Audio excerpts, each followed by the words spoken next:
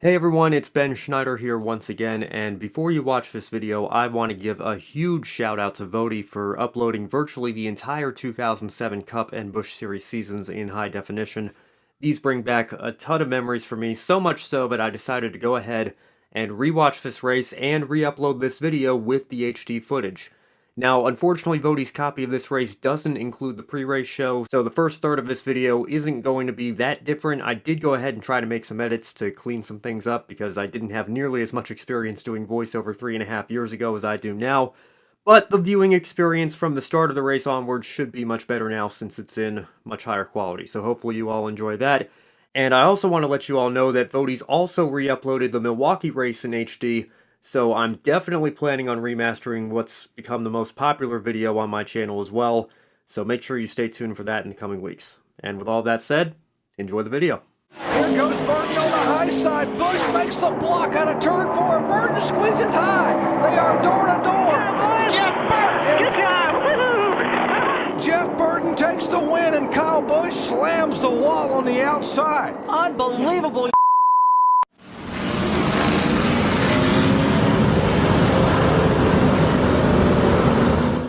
Hey everyone, I'm Ben Schneider. And today, in part 4 of this First Race I Watched series, I want to revisit the first Busch Series race I watched, the 2007 Samstown 300 at Las Vegas Motor Speedway. ESPN really went all in on their NASCAR coverage in 2007. They actually got legendary sportscaster Brent Musburger to be their studio host for NASCAR's second-tier series. Can you imagine NBC using Bob Costas or Mike Tirico as a studio host for an average Xfinity Series race today?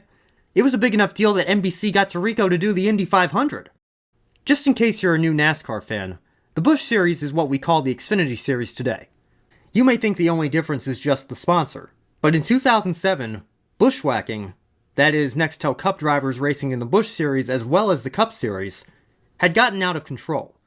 You may roll your eyes today when you see Kyle Busch show up on the entry list for an Xfinity race, but back in the day, he was far from the only driver who did this. There are 26 bushwhackers in the field. Yep, that's right. 26 Cup regulars in this field of 43. Whenever you're tempted to complain about Kyle Busch dominating 5 Xfinity races a year, just think back to how it was 14 years ago and be thankful. Now, I know some people are actually for Cup drivers racing in the Xfinity and Truck Series, and as much as I personally disagree, I do understand the argument. But I hope we can all agree that 26 is out of control. 26, I mean, I have to repeat that because it's 60% of the field. I almost can't wrap my head around it. I mentioned that the Truck and Cup races at Talladega from my previous videos were the first races on a new Talladega surface. And this Busch race at Las Vegas is also the first race on a new surface. Vegas had just gone through a massive renovation that involved reconfiguring the track to allow for higher banks and turns, which in turn leads to an increase in speed. There's also a new tire to go with the new asphalt, as well as a smaller 13-gallon fuel cell. So it's a complete unknown for these teams as they prepare for today's race. The Busch brothers, Kurt and Kyle, are both in this race today.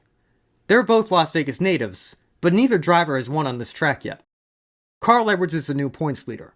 He finished second in the Busch Series Championship in 2006 to Kevin Harvick. But Harvick's not running the full season this year, leaving the door open for Edwards to make a serious run at the title. And perhaps due to unknown conditions and variables, a lot of cars have hit the wall in practice, leading many to believe that this could be a caution-filled race.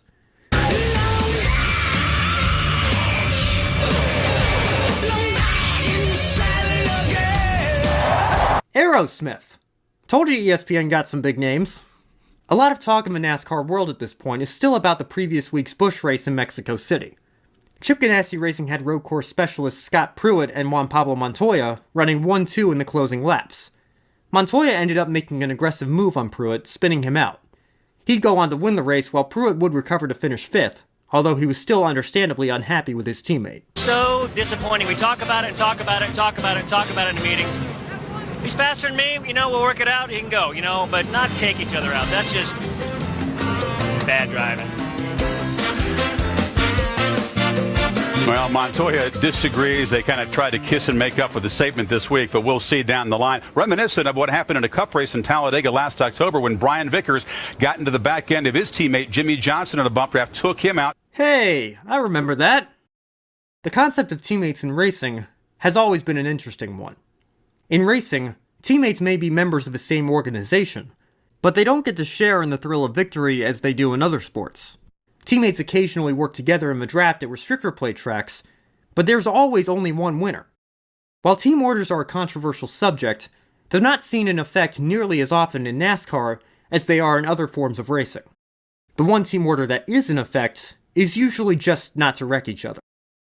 Montoya says he and Pruitt talked it over, and says they're both okay with it now, calling it a racing incident.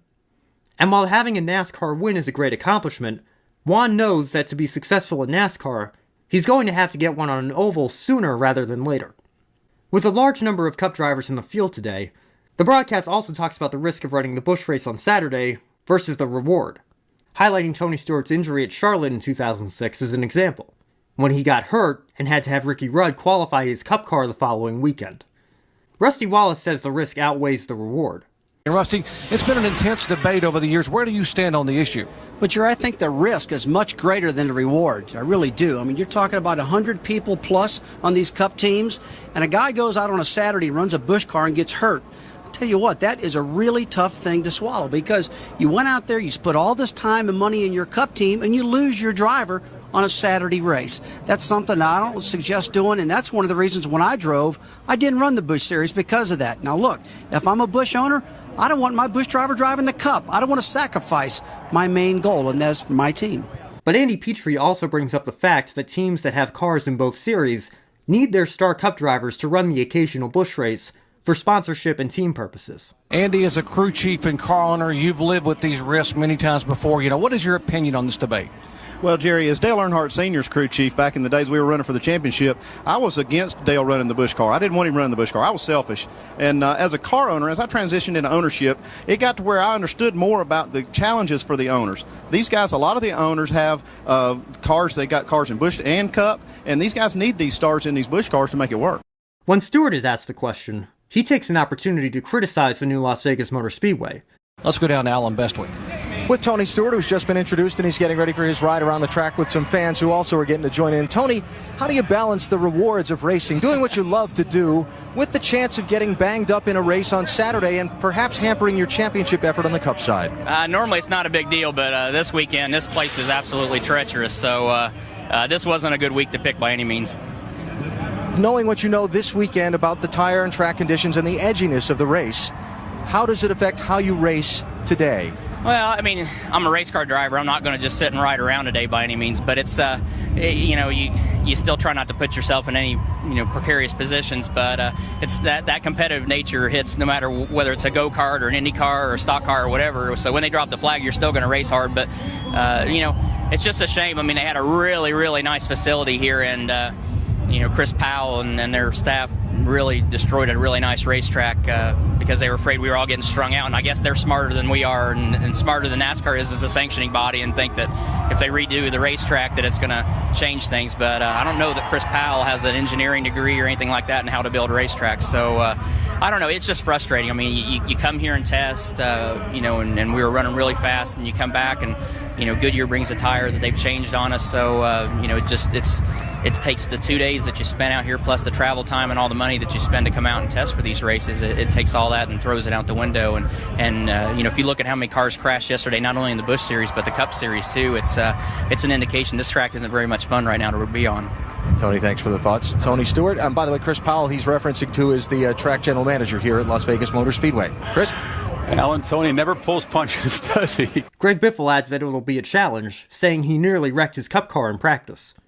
To try to offset this risk, there's a smaller 13-gallon fuel cell in these cars today, instead of the usual 22-gallon one.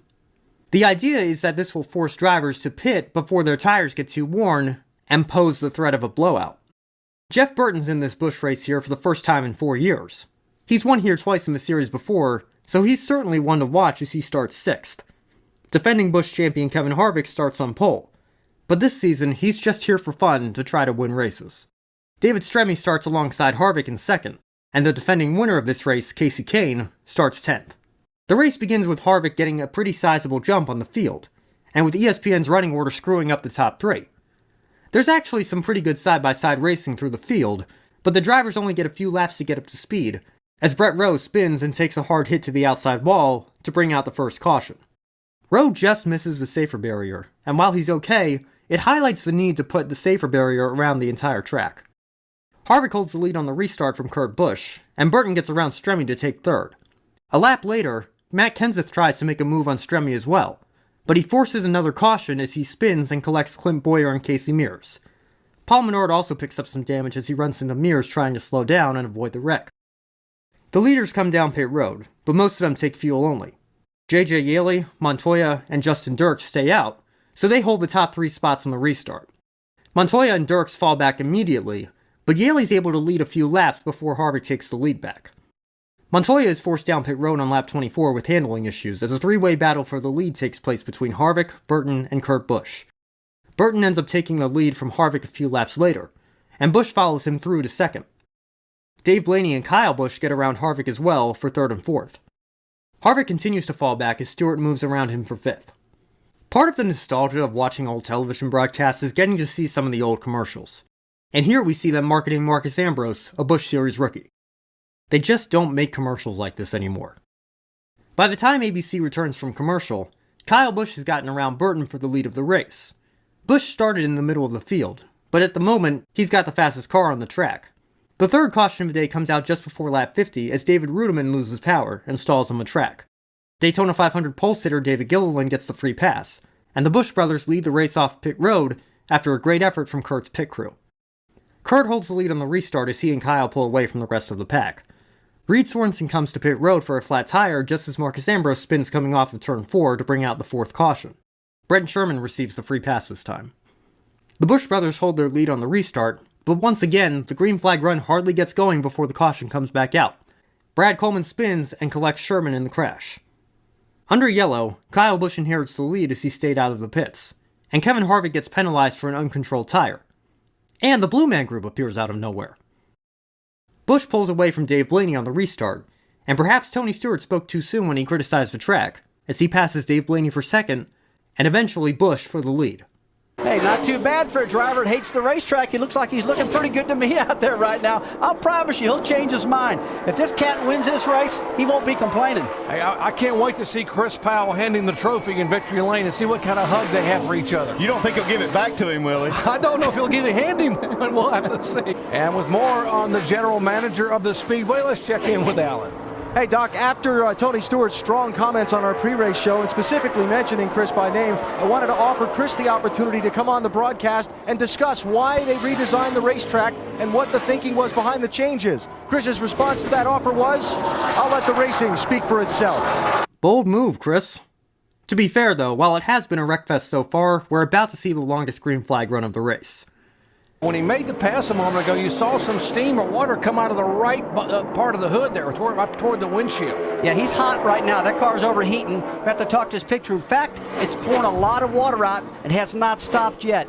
You know, generally when the air gets through the grill, it'll cool these engines down, but we're about 3 laps into this run. It's really pouring it out right now.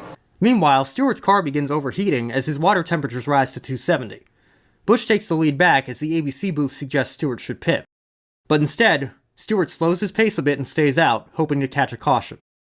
By the time ABC comes back from break, Stewart comes down pit road to change tires and take all the tape off the front grille, but his crew doesn't even open the hood to better diagnose the problem, hoping removing the tape will be enough to cool the engine down. Back at Las Vegas Motor Speedway, Tony Stewart in the pits with the Kevin Harvick crew, Dan Stillman and company going to work. Take a look at the water, just steam pouring out of the hood. Right now, Jerry, they have no hope except just to open that hood, cool this thing back down. They're not going to that at all. They're just putting tires in this car and yelling to pull tape off of it, and I'm afraid that's not going to get the job done. They got to cool this thing down. You saw the tape just come off the front? Don't believe that's going to be enough, guys. There's no water in that thing. Burton makes his stop as well as a cycle of green flag pit stops begins. Stephen Wallace gets a pass-through penalty for missing the commitment cone on his way in. All right, we are being told there may be a violation on the 66. There's the commitment cone. Just a pass-through. Yeah, you're supposed to make your pit stop in between the 2 cones. That's a commitment cone. And I believe he also sped off of pit road, so he's got a couple of issues. I think there's a pass-through penalty coming up for him. And here he comes down pit road. Yeah, I mean, I got to tell you, that entry, there's so many little rules they have on inner pit road. It's unbelievable. Now, you come through with the outside of the cone. That's not, in my mind, not a violation. In NASCAR's mind, I guess it is. That's the commitment line, whether you're going to pit or stay in the track. He obviously came a little too hot, missed the cone, brought it back down pit road. So that's something that team's got to take a look at. That's something I don't agree with personally. I know Rusty's biased because it's his own car and his own son, but come on. He wasn't even close. He didn't even hit the cone, he was to the outside of it. Kurt Busch inherits the lead briefly before making his stop.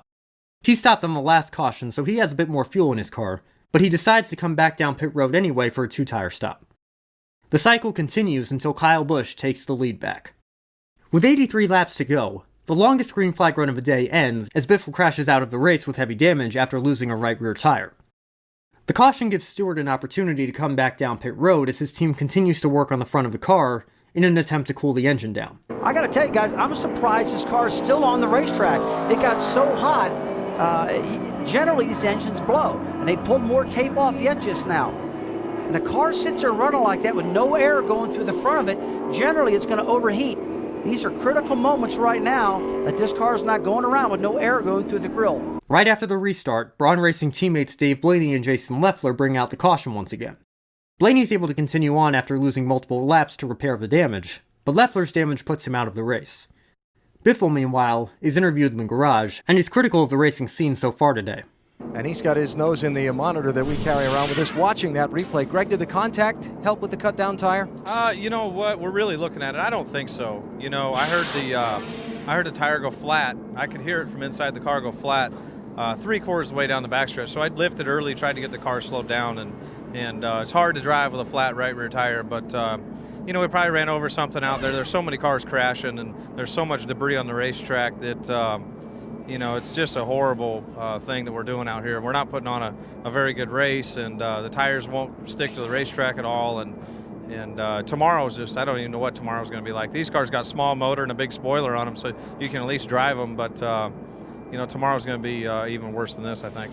Is there a way for you to give people who aren't race drivers some sense of what it's like behind the wheel out there today for these guys that are still out there? Yeah, have you ever been on black ice? That's what it's like, black ice. You just get to the corner and you turn the wheel and all 4 tires chatter. You know, it chatters in the front, chatters in the back, and you try and give it gas, and you just hope that it doesn't chatter out from under you or chatter the front up into the guy beside you. And then if you get side by side, it just sucks you around. It's just that simple because it's relying on whatever arrow it can get to try and stay on the racetrack to start with. So it's unfortunate that we got that hard of a tire on it. If we had a softer tire and the speeds were a little bit faster, at least we'd be still racing, you know. Thanks for the explanation. Glad you're okay.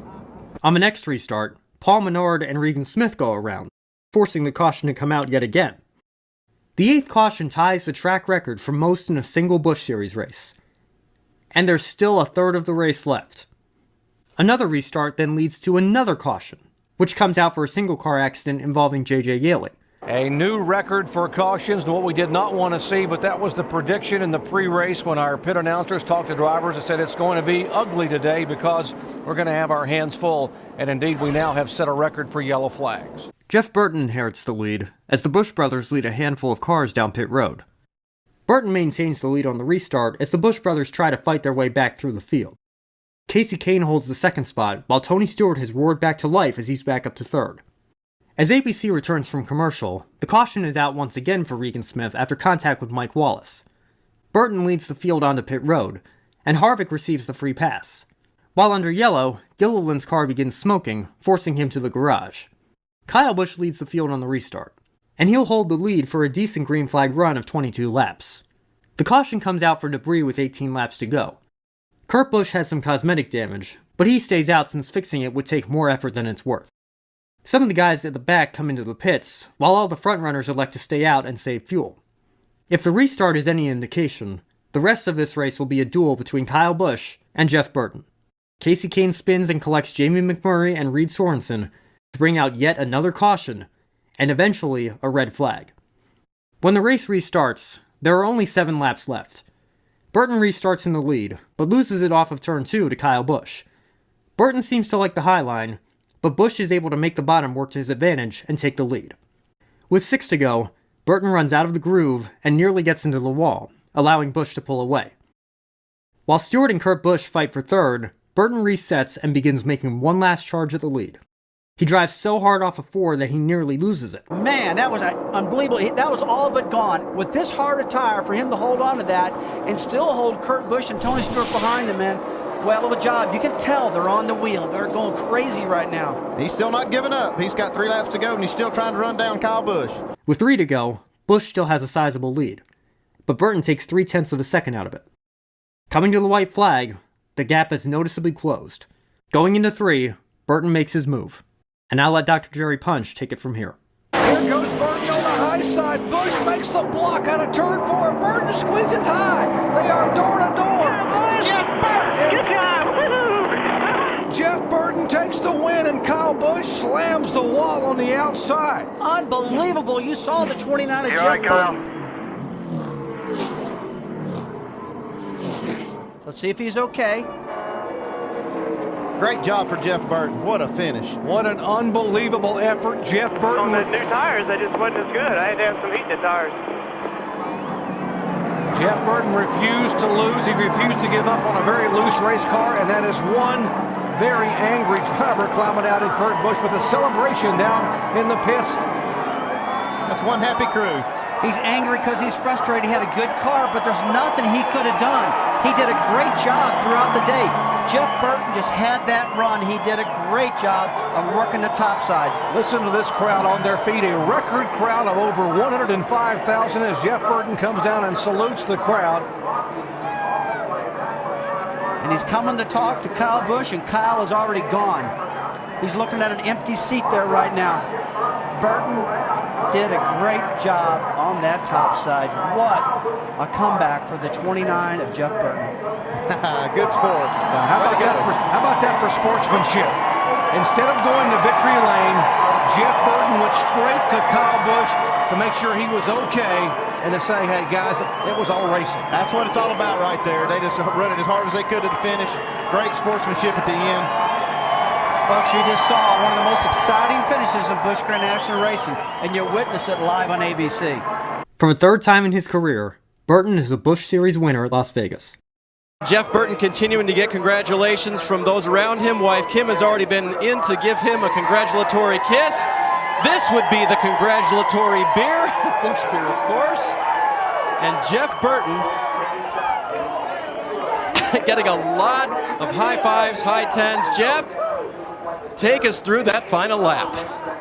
Well, he passed me. I ran wide open all the way through 1 and 2, and he just turned left and went by me. And I'm like, God, now what are we going to do? And we were better on old tires, and we just kept coming and kept coming and kept coming. And I saw he was having trouble in 3 and 4, and I knew there was only one choice, and that was go higher than him. But I knew he was going to be high, so I figured, what the hell? We'd stick it in there and see what happened. And he did exactly what he should have done. Haiti got his car tore up. He's a great race car driver, and that was a lot of fun. Jeff Burton victorious. Disappointment in California. Happiness here today. For Kyle Busch, coming home second at his home track brings understandable frustration, but he doesn't hold a grudge against Burton. Doc, obviously an awfully disappointed Kyle Busch. What happened on that final lap?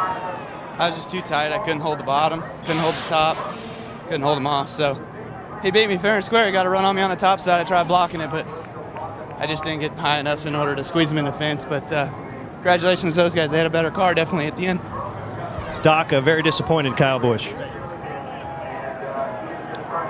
Well, you saw a lot of sportsmanship in the young man. You know how much he wanted to win here in his hometown. You know how much he's always wanted to win here at the big super speedway. And yet he turns and says he had a better car. I mean, how more honest could he be? Because the race is on network television and ran over time, ABC signs off the air to cut to the news.